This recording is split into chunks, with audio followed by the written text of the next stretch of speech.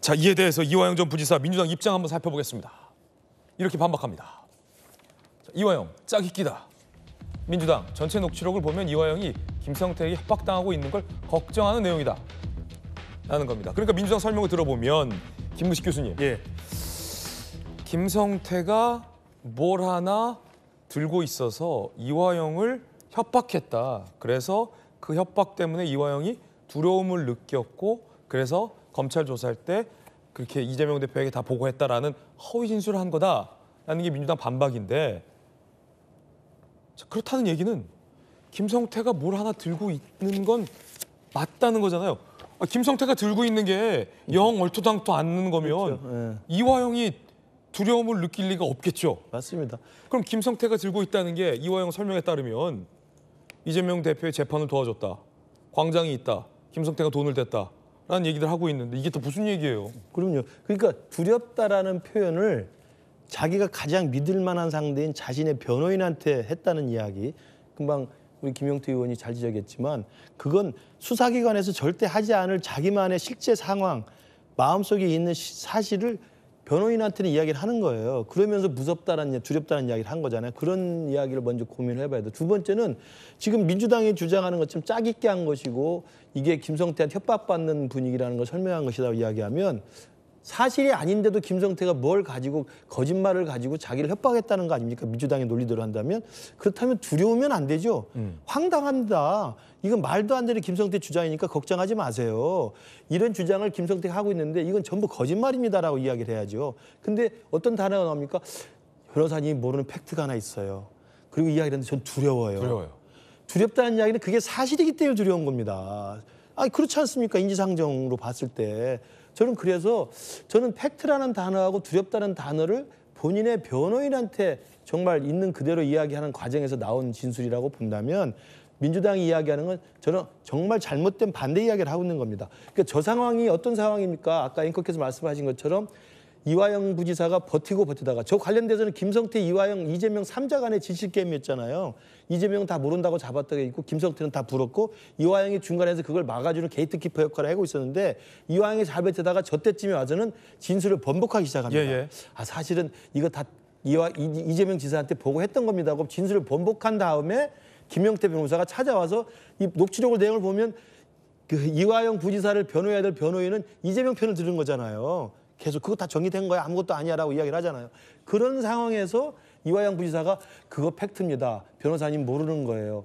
이거 두렵습니다라고 이야기한 것은 김성태가 이야기하겠다고 지금 그 카드를 쥐고 있는 그 몇 가지 혐의 의혹에 대해서 이화영 부지사가 아는 한 그게 진실이기 때문에 우리가 더 이상 버티기 힘들다. 버티기 힘든 상황이니까 내가 어쩔 수 없이 사실을 불었다라는 지금 항변이거든요.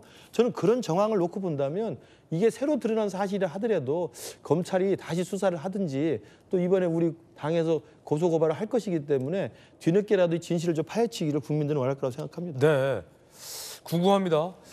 그런데 또 전윤기 의원 지적처럼 만약에 저런 수상한 것이 있었으면 검찰이 그걸 그냥 뒀겠냐. 검찰이 수사를 하지 않은 이유도 궁금하고요. 만약에 그렇다면 김성태와 이화영만 알고 있고 김성태가 아직 이화영 부지사가 두렵다고 한 것에 대해서 검찰이 얘기를 하지 않고 있다라는 상황일 텐데. 네. 두 가지 중에 하나겠죠. 김성태가 자기의 범죄를 최소화하기 위해서 검찰과 담합할 수도 있고 담합할 필요 없이 본인이 알고 여러 가지 범죄가 있지만 굳이 자기 입으로 말해야 될 이유도 없는 거 아닙니까? 그렇죠. 자기 정리할 수도 있고. 제가 보는 관점에서 그냥 제 개인적인 의견입니다. 이화영도 거짓말을 하고 있고 김성태도 거짓말을 하고 있어요. 이 사태의 본질은. 이화영의 거짓말은 어떤 것이냐 하면 본인이 이해찬 총리를 빌미로 김성태한테 돈을 받을 수 있어요. 소위 진미 8억 원이라고 하는 오피스텔 비용이라 뭐 이런 부분 자기한테 바로 돈 달라 하기 뭐 하니까 총리께서 부탁했다 이런 거짓말을 숨기기 위한 얘기일 수도 있고 또 하나는 김성태 역시 지난번 도박장 사건에서 집행유예 나온 것처럼 굉장히 이런 일에 능수능란한 인물입니다. 이 사실을 정확하게 팩트를 만들어가는 것이 굉장히 어려운 상황이 되어 있다라고 하는 거고 실질적으로 또 하나 이제 음모론적으로 보는 것은 검찰이 예를 들어서 김성태가 광장에 대해서 뭐 이 조직에 대해 돈 줬다는 걸 부르는데 이거는 재물을 묻지 않을 거니까 대북 사건에 대해서 협조해줘.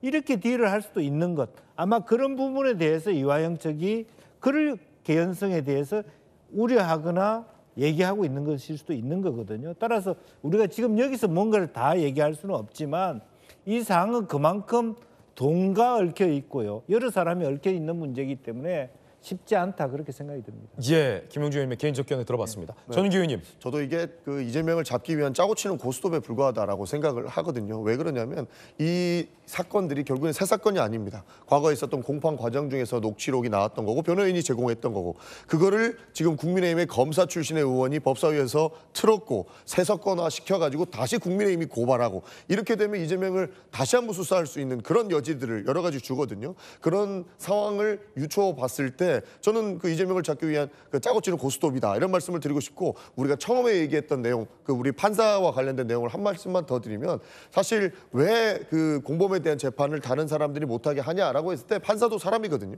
본인이 이미 했던 재판에 대해서 입장을 번복하는 것에 대해서 그것이 합당하느냐 이것은 논란이 있기 때문에 바꾸는 것이다. 요거 하나만 말씀드리고 마치도록 하겠습니다. 예. 여러분 어떻게 생각하십니까? 이화영은 무엇 때문에 두려워했을까요? 이화영 전 부지사가 두려워한 사건은 어떤 사건일까요? 궁금합니다.